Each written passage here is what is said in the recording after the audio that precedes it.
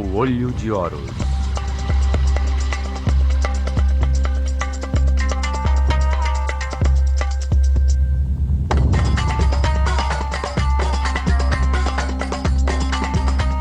Quinta parte. Saqqara, o Complexo de Cristal.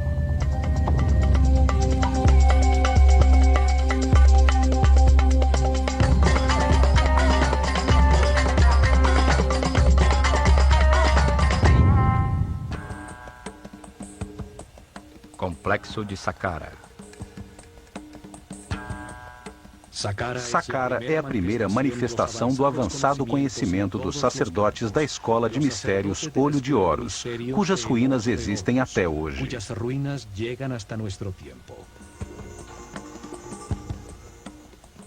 Neste local foi construída a primeira pirâmide da Terra depois do dilúvio. Também foram usados pela primeira vez blocos modulares de pedra para a construção de um edifício.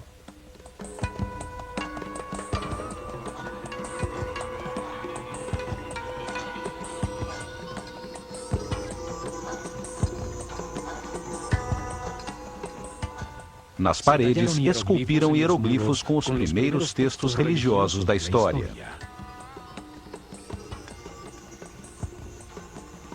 Neste local foi construído um enorme complexo subterrâneo de 12 pavimentos, com câmaras e galerias decoradas com os primeiros azulejos de cerâmica criados pelo homem.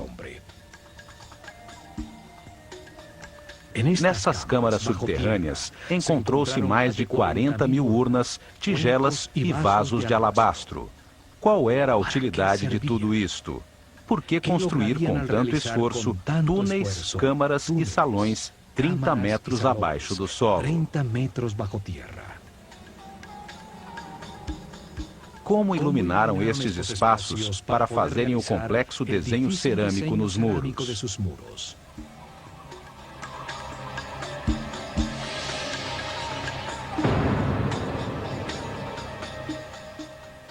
Por que as construções são volumes maciços de pedra sem nenhuma utilidade aparente? O que uma sociedade de cerca de 4 milhões de pessoas podia ganhar ao cortar e deslocar mais de 1 milhão de toneladas de pedra para construir este complexo que surpreende pela sua refinada arquitetura?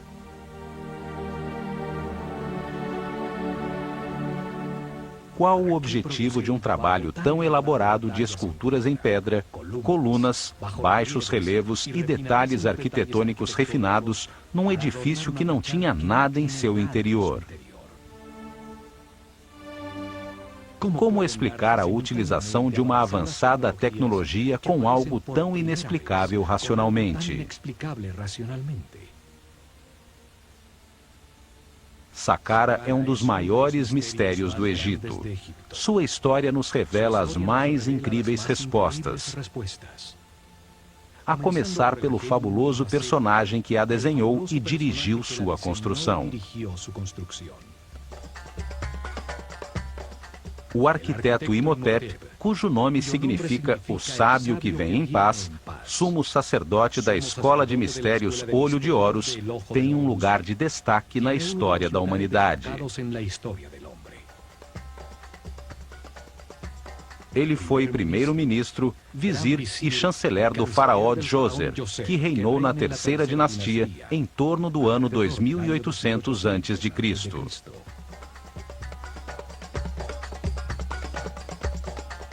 Imhotep nasceu no dia 31 de maio. Seu pai era o arquiteto Khanofer e sua mãe Creduonk. Algumas poucas estatuetas o retratam como uma pessoa simples, usando roupas sóbrias como as de um monge. Ele foi o pai da arquitetura, passando de trabalhos com madeira e barro a trabalhos com blocos modulares de pedra. Desenhou também as primeiras colunas esculpidas no formato de flores de lótus nos capitéis. Os mais refinados detalhes arquitetônicos e a harmonia de Saqqara destacam a sua grande maestria. Ele foi o primeiro filósofo da história da humanidade. Dedicou-se a analisar conceitos fundamentais como espaço, tempo, volume, a natureza das doenças, a existência de Deus e a imortalidade. Ele representa a base conceitual da civilização egípcia, como o movimento da consciência em direção a Ma'at, à justiça, ao correto, à harmonia e ao equilíbrio. Segundo Platão, a história sobre Atlântida que foi contada a Solon pelos sacerdotes egípcios é da época de Imhotep. Astrólogo e astrônomo, ele criou o primeiro registro sistemático da abóbada celeste. Deixou-nos os primeiros mapas das constelações. Demonstrou o seu conhecimento dos equinócios ao usar as mudanças de era para determinar as etapas da revelação no desenvolvimento espiritual da civilização egípcia. Mas foram as qualidades de Imhotep como médico que o converteram em um semideus. Apenas 50 anos após a sua morte, o faraó Miquerinos lhe dedicou um templo que se tornou um lugar de peregrinações e de curas milagrosas. Os gregos que estudaram no Egito e que mudaram os nomes de todo mundo o chamaram de Asclépios ou Esculápio para marcar os seus feitos como médico. Também o chamaram de Hermes Trismegistus, 3 vezes grande, por suas qualidades como filósofo e físico, já que revelou as bases de como o universo funcionava. Imhotep foi o primeiro a compilar informações sobre como diagnosticar e curar muitas doenças. O caduceu, que hoje é símbolo da sociedade médica, era a vara de poder de Imhotep. Com ela, media a quantidade de energia vital que um ser humano processa em seu interior. Desta forma, sabia qual dos centros energéticos ou chakras utilizar para captar e processar a energia vital, bem como identificar onde existiam desequilíbrios celulares eletromagnéticos. Ele curava elevando a frequência vibratória da aura, ou campo eletromagnético da pessoa. Isto restabelecia o equilíbrio dos chakras, permitindo que voltassem a fornecer a energia vital necessária aos órgãos afetados, a verdadeira causa de todas as doenças. O caduceu tem 2 serpentes que se cruzam sobre os 7 chakras.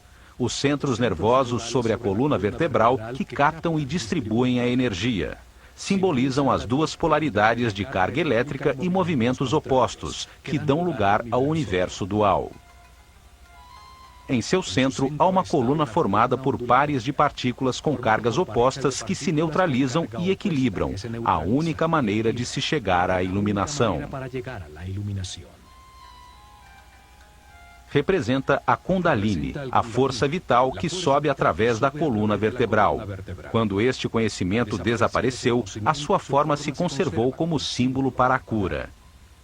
Através de experiências que utilizam sua forma como uma bobina elétrica, tem-se descoberto que ela possui características misteriosas.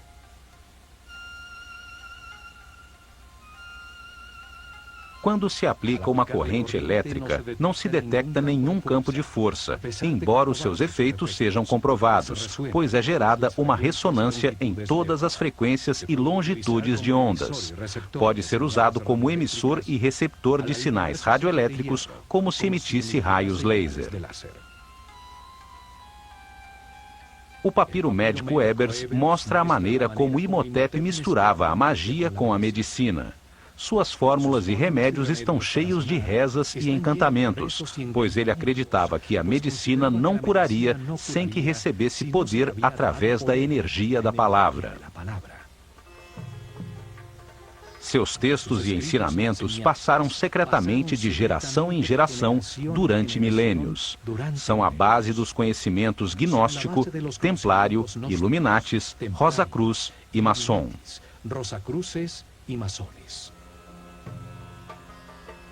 Os gregos os chamavam de princípios herméticos. Imhotep deixou para a posteridade vários papiros e textos.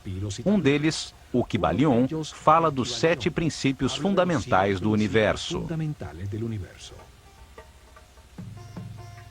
Neste texto, afirma que o universo existe na mente de Deus. que cada homem é único com os seus pensamentos, com a capacidade de pensar individualmente, e que a realidade é um grande sistema onde todas as coisas têm consciência e estão interligadas. Imhotep foi um mestre do conhecimento. Ensinou a escrita hieroglífica e produziu vários textos em pedra, produzindo os primeiros textos religiosos da história. Por isto, é associado com Thoth, o éter ou princípio divino, simbolizado através de um corpo humano com cabeça de íbis, que representa o Verbo divino, o Criador da palavra.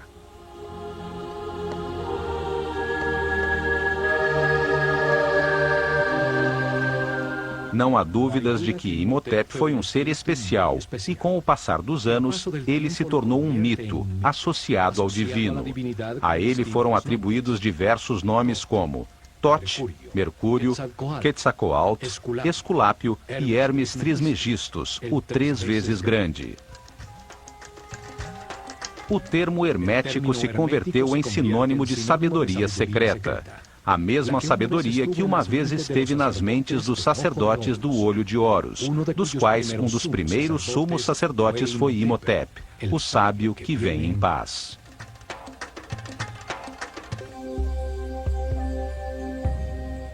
Foi Imhotep quem decidiu onde se construiria Saqqara para suas misteriosas finalidades. Está situada na área entre 31 e 32 graus de longitude leste e 29 e 32 graus latitude norte, a única área no Egito na qual se construiriam pirâmides nos 400 anos seguintes.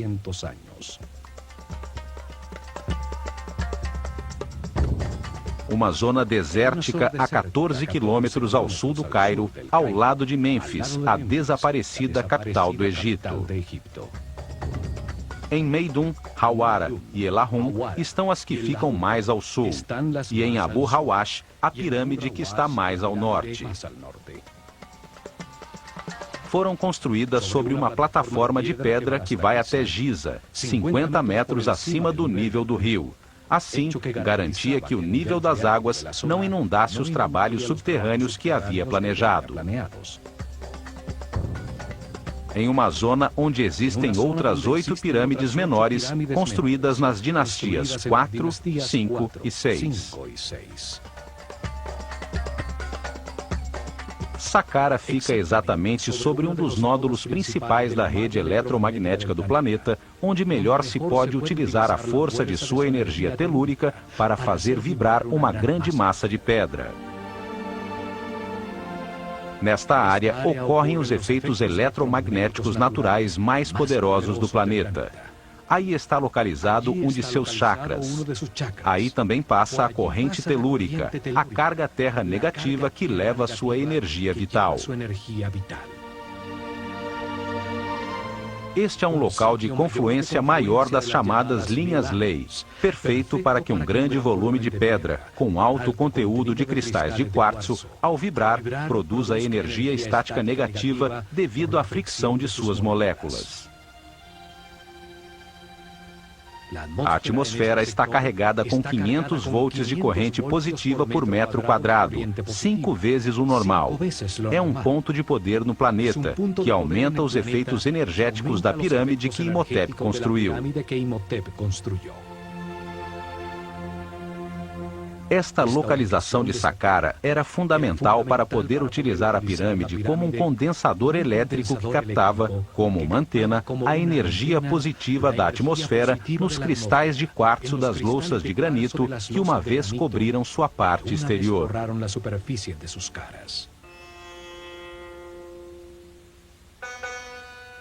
Saqqara significa o que abre e guia no caminho. Seu símbolo é o chacal, que guia os perdidos no deserto até levá-los às terras cultivadas, até às terras do homem civilizado.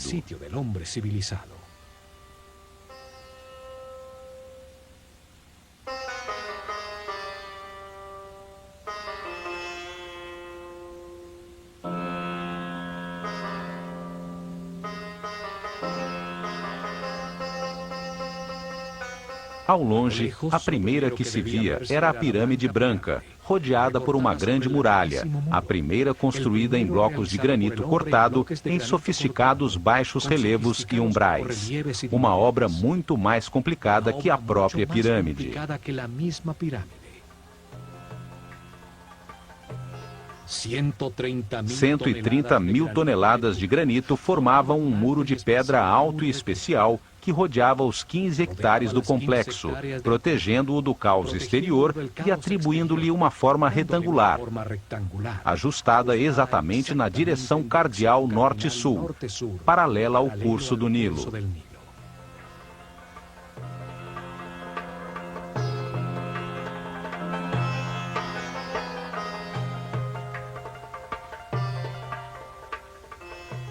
O muro tinha 10 metros de altura, o que representa aproximadamente 4 andares de um edifício moderno. 550 metros de comprimento, 5 quarteirões e meio em linha reta de norte a sul, e a metade exata desta distância, 275 metros de largura, de leste a oeste. O muro é o primeiro componente da máquina quântica desenhada por Imhotep em Saqqara. Todo o complexo era como um grande circuito eletrônico, só que em pedra e em maior escala. O muro funcionava como um cordão eletromagnético que isolava o complexo, fechando e protegendo todo o circuito. Para cumprir este objetivo, não são necessários cabos elétricos, apenas que as moléculas do material que lhe dão forma tenham um alto conteúdo de cristais de quartzo. O granito de Tura, local muito próximo de Saqqara, tem um grande conteúdo de quartzo. O quartzo organiza as suas moléculas em tetraedros, uma das 5 formas básicas das quais a matéria é constituída, os chamados sólidos platônicos. Ao vibrar com o planeta, os tetraedros se friccionam entre si, produzindo uma carga elétrica. Os 85 mil metros cúbicos do muro de granito continham uma enorme quantidade de cristais de quartzo que geravam um poderoso campo de força, uma onda radioelétrica constante. O muro é parte integral de um complexo captador de energia eletromagnética, cujo coração estava na pirâmide escalonada que, com os seus 66 metros de altura, dominava o complexo.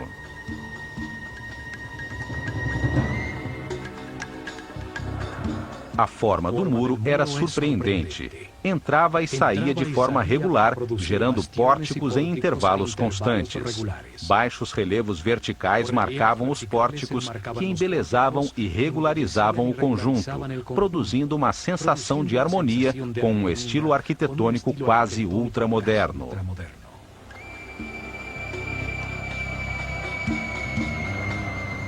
Desde a sua parte superior até as entradas, as quais se subia através de escadas, se via a paisagem de muitos quilômetros em todas as direções, bem como a impressionante vista da pirâmide escalonada.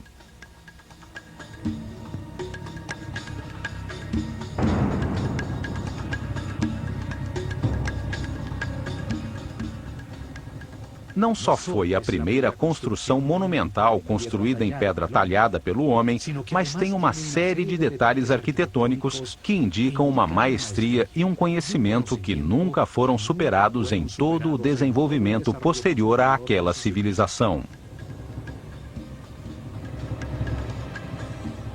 15 pórticos iguais escondiam o único que tinha uma porta verdadeira, localizado em uma esquina a sudeste do enorme retângulo.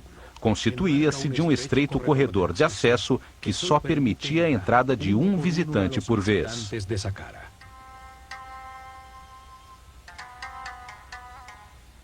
O caminho da perfeição espiritual é individual e intransferível.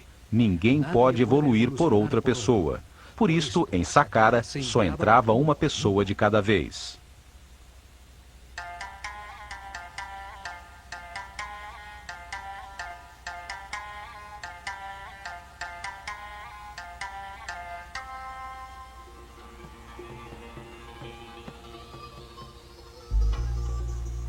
Um muro tão alto, com 14 portões falsos e apenas um verdadeiro, numa entrada tão estreita que parecia haver sido construído com propósitos de defesa. No entanto, Saqqara nunca teve uma porta em sua única entrada. A tecnologia aplicada restringia o acesso aos seres com mentes primárias, os que tinham um campo elétrico pessoal carregado negativamente. Desde o comprido corredor, logo abaixo do muro e ao longo de toda a galeria das 48 colunas, existia um campo de força poderoso que ampliava os sentimentos do visitante. Se existisse ódio, medo ou insegurança em seus corações, sua própria angústia ampliada impedia que penetrassem no complexo.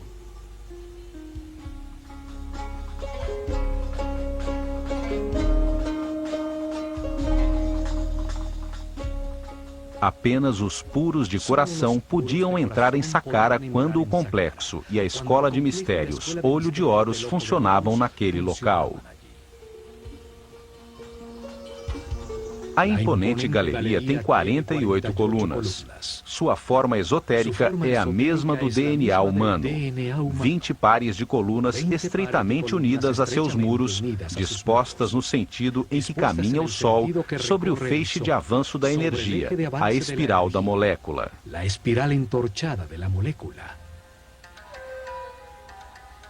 4 pares de colunas no salão transversal ao final da sequência simbolizavam a capacidade adicional de armazenar, analisar e processar informações, o que diferencia o ser humano do animal.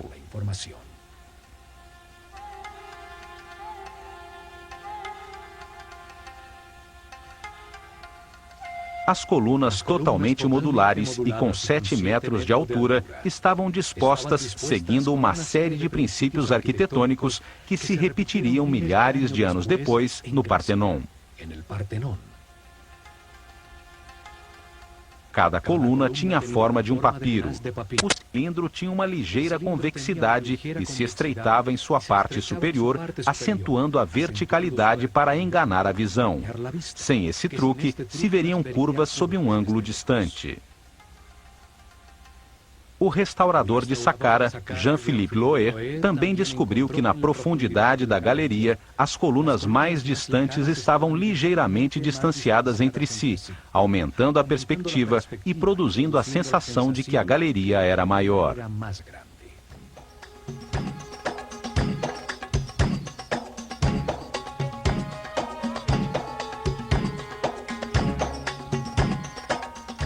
Ao atravessar a galeria, chega-se ao salão transversal das 8 colunas, unidas entre si por módulos de pedra que marcam a saída ao grande pátio das serpentes, em cujo lado norte brilhava a esplêndida pirâmide escalonada.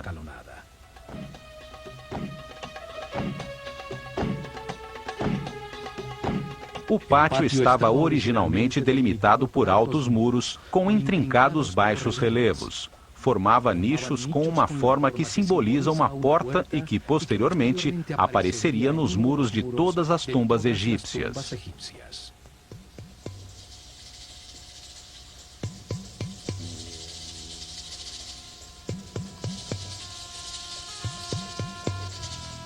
Cada porta continha um friso horizontal decorado por uma cobra.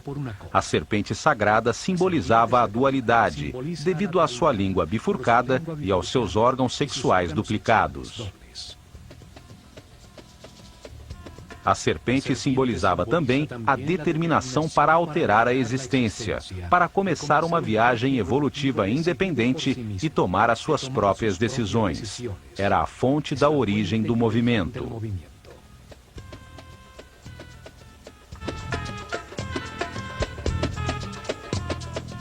Neste pátio realizaram-se muitas cerimônias, a maioria com discípulos da escola. Ao menos uma vez por ano, o faraó vinha a este local para ser coroado novamente pelo sumo sacerdote da escola Olho de Horus, com uma coroa branca e vermelha que simbolizava o seu poder sobre todo o Egito. Quando o reinado do faraó completava 30 anos, realizavam uma cerimônia de renovação, chamada El Heb Sed. Nesta cerimônia, o faraó, adornado somente com as insígnias de seu poder, corria ao redor do pátio das serpentes, simbolizando o seu rejuvenescimento e demonstrando sua força para governar o plano físico. O muro na parte sul do pátio formava a fachada da chamada Tumba Sul, uma capela falsa, feita de pedra maciça, cuja verdadeira função era dissimular um dos acessos ao complexo subterrâneo. A capela tem um pequeno espaço em seu interior, onde havia um poço vertical que permitia chegar ao sistema subterrâneo, longe do acesso que chega à pirâmide. Nessa profunda escavação, descobriu-se a escada original de acesso ao mundo subterrâneo. Os dois poços verticais de acesso, o da pirâmide e o da Capela Sul, foram encontrados selados com tampas circulares de granito que pesavam mais de 10 toneladas. A capela na superfície era só uma fachada falsa para este acesso. A verdadeira vida de Saqqara estava abaixo da terra. Deste acesso na Tumba Sul, se chega às câmaras e galerias subterrâneas, e há um túnel que termina exatamente abaixo da galeria de acesso.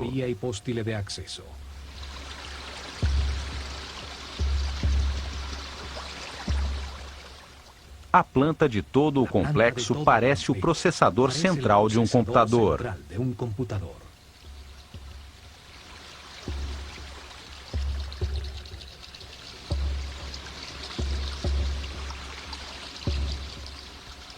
Saqqara foi a primeira experiência com a forma piramidal para aplicar e aperfeiçoar uma tecnologia quântica, cujo objetivo era acelerar o aperfeiçoamento espiritual dos discípulos da Escola de Mistérios do Olho de Horus.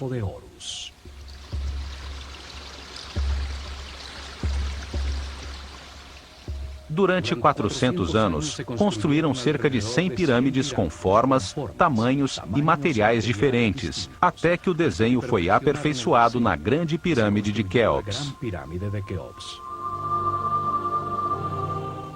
Estes conhecimentos foram herdados da civilização Atlante.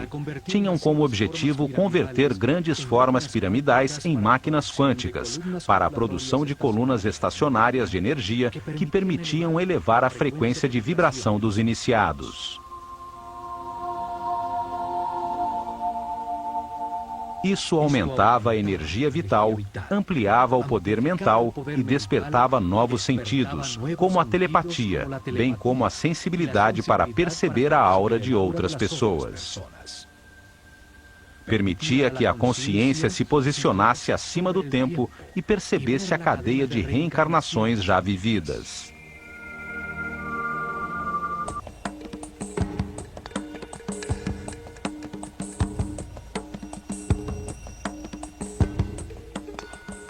No lado por onde se eleva o sol no pátio da serpente, ainda permanecem erguidas 3 colunas.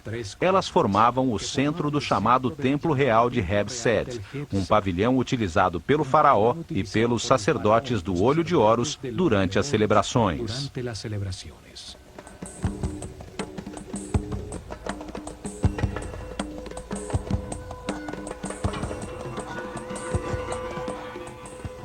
A partir deste pavilhão, seguindo um muro curvo, chegava-se ao pátio retangular de Heb-Sed, paralelo ao pátio central do complexo. Seus lados estavam delimitados por 2 séries paralelas de capelas falsas. É, sem dúvida, uma fachada elaborada sobre um bloco de pedra maciça. Cada série tinha 13 estranhas e misteriosas capelas de pedra maciça. Seus muros não produziam nenhum espaço útil em seu interior. Eram apenas uma fachada bem elaborada, com refinados detalhes arquitetônicos. Sua forma disfarçava o verdadeiro propósito de todo o complexo. A intrincada rede de câmaras, túneis e galerias subterrâneas, desenhadas como um enorme circuito eletrônico, produziam um vórtice eletromagnético.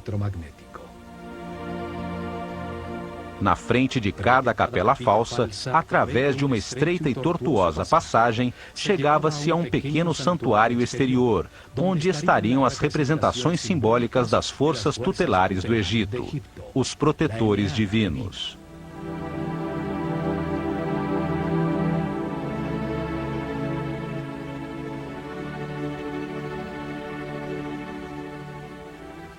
Os muros exteriores estavam decorados com os altos e baixos relevos de portas e janelas falsas, cercas falsas de madeira, séries de jeds e colunas tipo flauta. Enfim, uma cenografia completa talhada em pedra. Ao norte do pátio das capelas falsas, exatamente ao leste da pirâmide escalonada, estão as chamadas Casas Sul e Norte, duas construções muito maiores, mas igualmente falsas.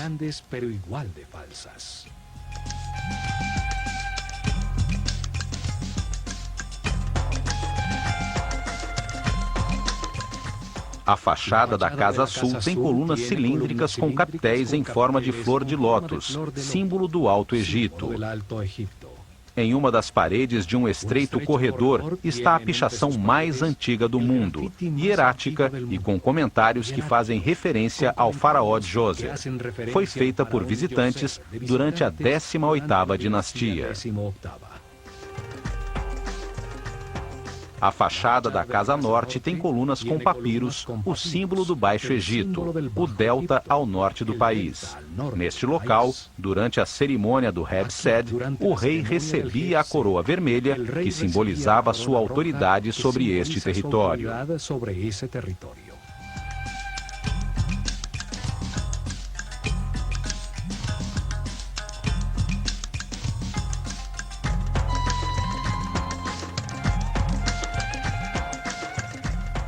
Entre a Casa Norte e o chamado Templo Funerário de Djoser, encontrou-se o chamado Serdab, uma pequena capela com 2 orifícios em um dos seus muros. Através destes orifícios, podia-se observar no pátio uma estátua do faraó Djoser recebendo a brisa revigorante do norte.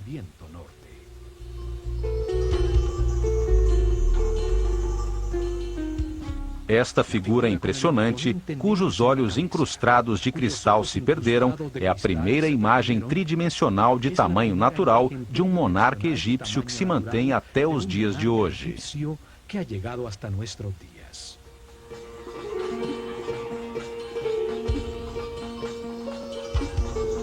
Ela observa, há milênios, a surpresa que as construções falsas contidas em seus muros causa a todos os visitantes de Saqqara. O disfarce que esconde a poderosa máquina quântica. Daqui vêm as teorias que afirmam que Saqqara foi a sua tumba nunca utilizada.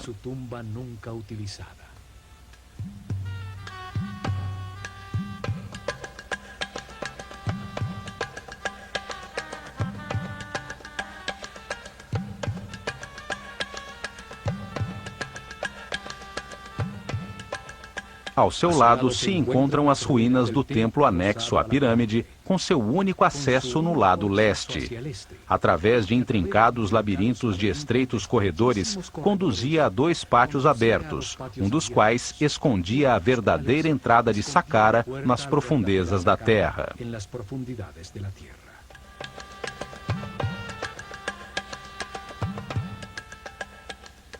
Este pátio tinha como objetivo despistar o acesso principal às galerias subterrâneas.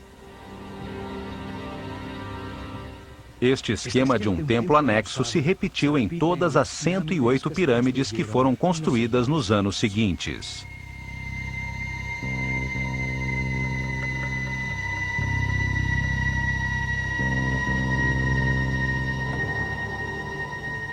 Saqqara foi abandonada com a chegada da Era de Ram em torno do ano 2320 a.C., quando a pirâmide de Quéops foi construída.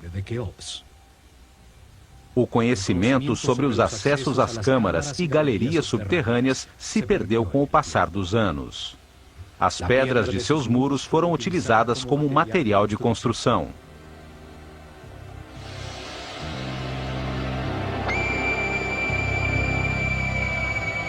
Muitos nobres de períodos posteriores construíram suas tumbas neste lugar sagrado. Hoje, acredita-se que foi um cemitério e que o complexo original é a tumba do faraó Djoser.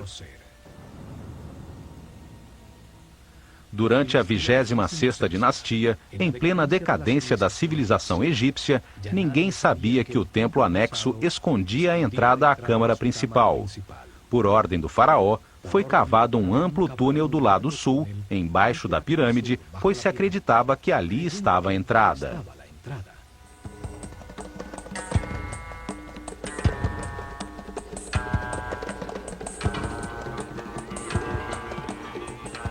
A rocha foi perfurada, sendo mantidas muitas colunas em pedra para evitar que o túnel desabasse.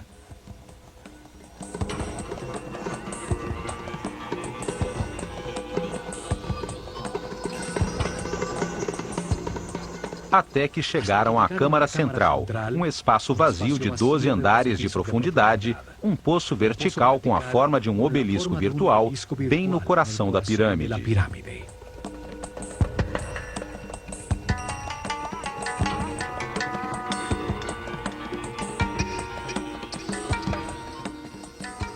A partir daí, descobriram que o acesso original estava, na realidade, no lado norte da pirâmide, e então puderam entrar em todo o complexo de galerias subterrâneas.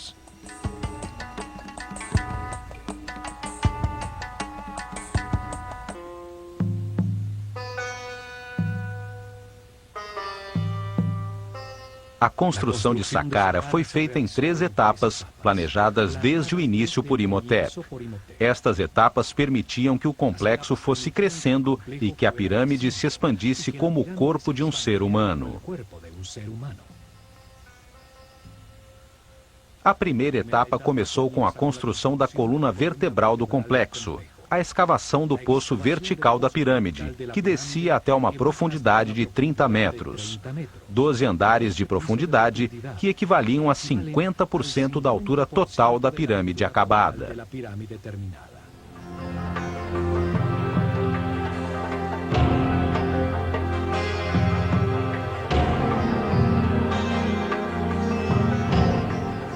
Nesta profundidade foram cavados centenas de metros de túneis, bem como uma série de câmaras e galerias, parte fundamental do sistema.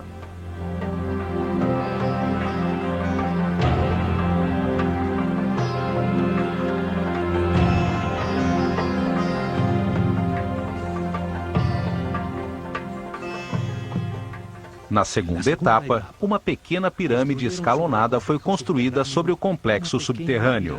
Seu peso era exatamente 50% da pirâmide projetada. Utilizava apenas metade dos recursos e do esforço total.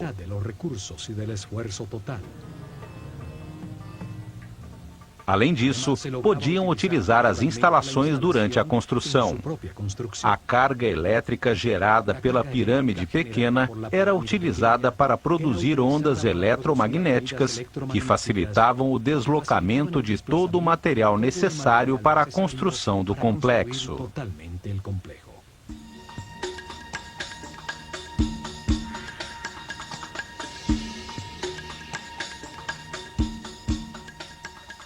A partir da parte frontal da pirâmide, colocavam uma série de pilares chamados djed, a distâncias regulares. Estes transferiam, de um para outro, a carga de íons negativos gerados por suas massas em vibração.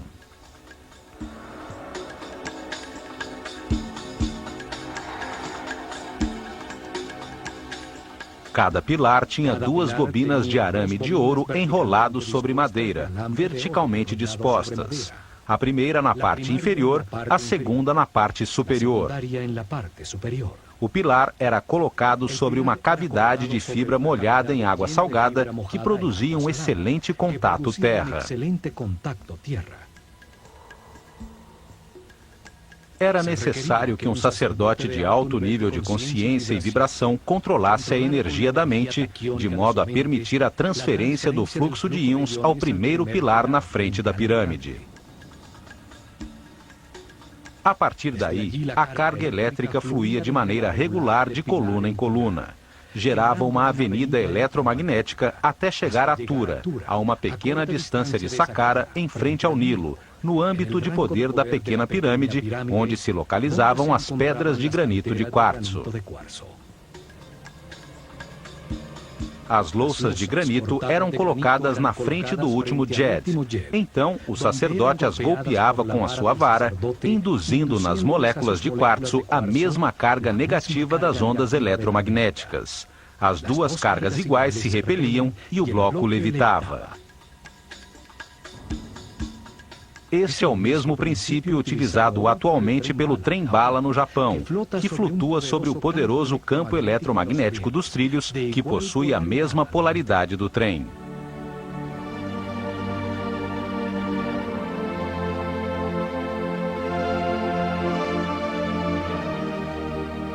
Dessa forma, com a primeira linha de transporte eletromagnético, eles puderam facilmente transportar toda a pedra que precisavam para a terceira etapa. As 425 mil toneladas de pedra para ampliar a pirâmide e as 135 mil toneladas de granito para o muro externo.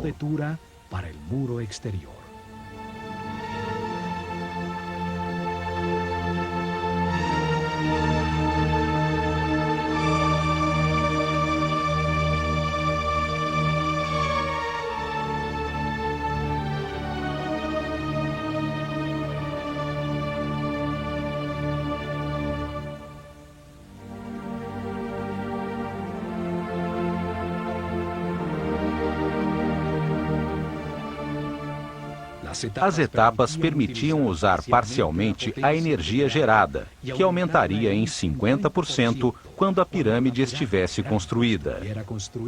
A energia total garantiria uma onda eletromagnética que chegaria até Maidum, o chamado ponto médio, entre Saqqara e as pedreiras de granito vermelho no Alto Egito.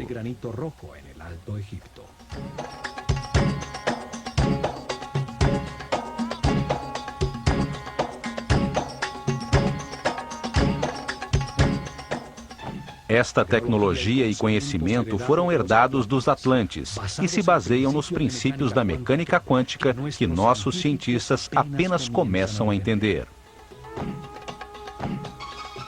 No próximo programa, continuaremos nossa análise sobre Saqqara. Entenderemos a distribuição física e o significado de todo o complexo subterrâneo que foi construído com o objetivo de dar forma a uma poderosa máquina quântica que acelerou a evolução dos iniciados. Ao examinar este caminho, que chamaremos de caminho quântico em direção à luz da consciência, veremos que este processo evolutivo foi ensinado por diversos mestres superiores. Um deles foi o Mestre Jesus. Fue el Maestro Jesús.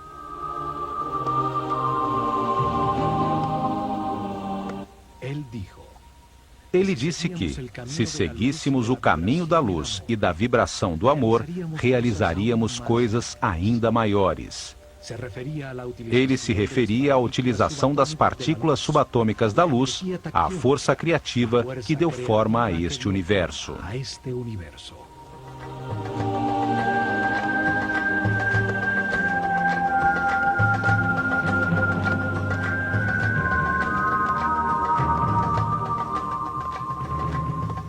Milhares de anos antes da chegada de Jesus, os sábios sacerdotes do Olho de Horus utilizaram este mesmo tipo de conhecimento para acelerar a evolução de seus discípulos em Saqqara.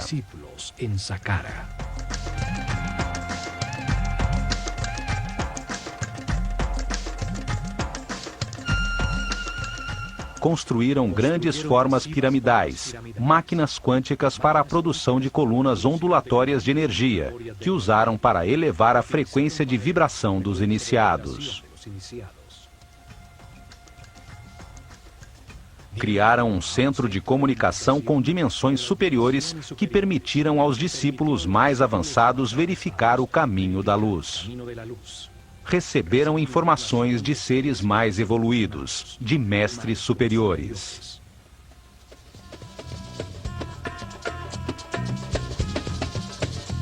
No plano físico, ao produzir estas ondas eletromagnéticas e efeitos de supercondutividade em diversos materiais, facilitaram a construção de seus templos, os livros vivos da Escola de Mistérios do Olho de Horus.